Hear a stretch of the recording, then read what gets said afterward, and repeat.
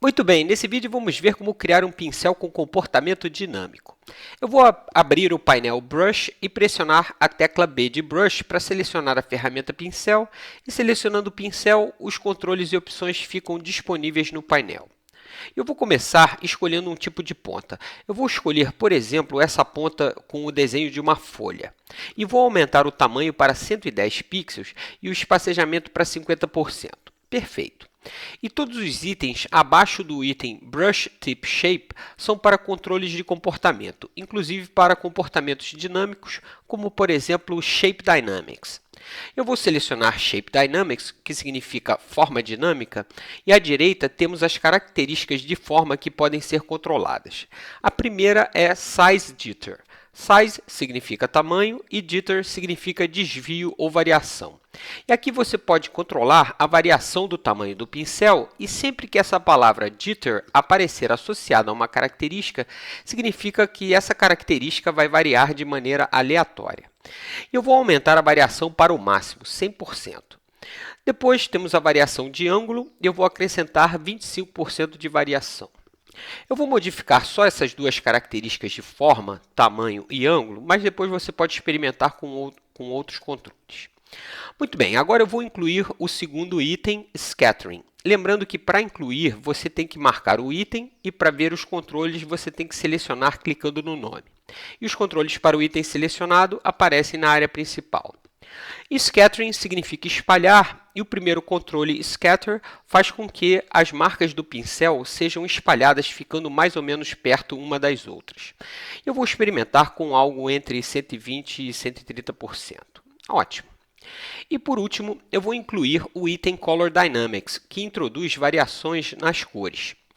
E o primeiro controle, Foreground Background Jitter, faz com que as cores variem aleatoriamente entre as cores que estiverem selecionadas como cor de Foreground e Background. Vamos dar uma olhada no rodapé do painel de ferramentas e vemos que nesse momento as cores para Foreground e Background são o preto e o branco. E você pode usar o painel Swatches para escolher novas cores. Eu vou escolher o vermelho para a cor de foreground. E aqui uma dica. Eu vou segurar a tecla Comando no Mac ou a tecla Ctrl no PC e vou clicar em uma outra amostra, por exemplo, esse amarelo, e com a tecla Comando pressionada, a cor vai para a cor de background. Isso significa que agora, quando eu pintar, as cores vão variar entre o vermelho e o amarelo. E eu vou colocar a variação no máximo, 100%. Depois temos controles para introduzir variações nas propriedades das cores. Por exemplo, o Hue, que significa matiz, saturação, brilho e pureza. Mas eu vou deixar esses controles zerados, porque acrescentando vários de uma só vez, pode começar a ficar difícil saber quem está variando o quê. Eu gosto de começar com variações simples e depois ir testando e acrescentando aos poucos outros controles. E vamos dar logo uma pincelada. E aí está. O controle Shape Dynamics está variando o tamanho e o ângulo, o controle Scattering está espalhando as marcas e o controle Color Dynamics está misturando aleatoriamente o vermelho e o amarelo, criando essas cores com tons de outono. Bem legal! Vamos mudar a cor de foreground, novamente no painel Swatches. Eu vou escolher uma outra cor, por exemplo, um azul, e vamos dar uma outra pincelada.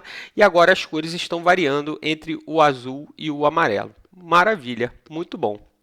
E se você gostou, é uma boa salvar a configuração. E para isso, eu vou no rodapé do painel Brush, clicar no botão Create New Brush, abre a caixa de diálogo e eu vou dar um nome, por exemplo, Folhas. E essa opção abaixo, Capture Brush Size in Preset, permite que eu inclua ou não o tamanho do pincel. Eu vou deixar ela ativada para lembrar o tamanho com o qual o pincel foi criado. E confirmar, OK. Agora atenção, o novo pincel foi criado e eu já posso ver ele no final da lista do painel Brush Presets, mas ele ainda não está totalmente salvo. E para garantir que o pincel esteja salvo, eu preciso fazer com que ele passe a fazer parte de uma biblioteca ou criar uma nova biblioteca com ele. E como já vimos em vídeos anteriores, o melhor lugar para salvar bibliotecas é no gerenciador Preset Manager. No rodapé do painel Brush Presets, eu vou clicar no ícone Open Preset Manager, abre o gerenciador, e aqui no final das amostras, eu vou escolher o meu novo pincel e clicar no botão Save Set para criar uma nova biblioteca ou conjunto de pincéis. E eu vou dar um nome, por exemplo, meus pincéis, e é sempre melhor salvar na pasta sugerida pelo Photoshop. Muito bem, Save. E se em algum outro momento você precisar recarregar seus pincéis personalizados, você pode clicar no botão Load e aí estão seus pincéis na pasta Brushes. E para terminar, algumas dicas. Primeiro que existe uma diferença entre o tipo de ponta e o pincel completo. Repare que aqui no painel Brush, o que ficou armazenado foi apenas a nova ponta, com o tamanho e o espacejamento que eu defini. E no painel Brush Presets, aí sim o que ficou armazenado foi o pincel completo com todas as configurações dos itens dinâmicos. A segunda dica é que se você quiser restaurar os valores padrão dos controles e começar do zero, você pode usar o comando Clear Brush Controls aqui no menu do painel Brush.